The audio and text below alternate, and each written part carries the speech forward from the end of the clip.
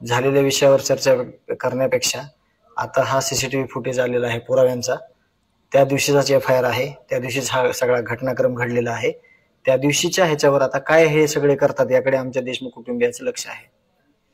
तेच म्हणतोय आम्ही की आता जे हे चित्र समोर आलेलं आहे, आता जो सीसीटीव्ही आलेला आहे त्याचा FIR देखील आहे, त्याचे फोन कॉल्स देखील आहेत त्या दिवशीचे, जो घटनाक्रम जसा आहे तसाच आहे.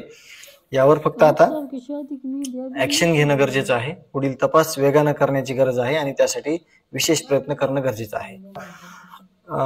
ते पोलीस अधिकारी राजेश पाटील म्हणून होते, ते त्या सीसीटीव्ही मध्ये सुद्धा आहेत आणि आम्ही जी मागणी केलेली आहे देशमुख कुटुंबियांना स्वतः आम्ही की सगळ्यांची सखोल चौकशी करा. ह्या आरोपींना ज्यांनी कोणी आसरा दिलेला आहे, ज्यांनी कोणी अभय दिलेला आहे, त्या आरोपींची सगळ्याची चौकशी झाली पाहिजे अशी आमची मागणी आहे. हा राजेश पाटील आहेत ते.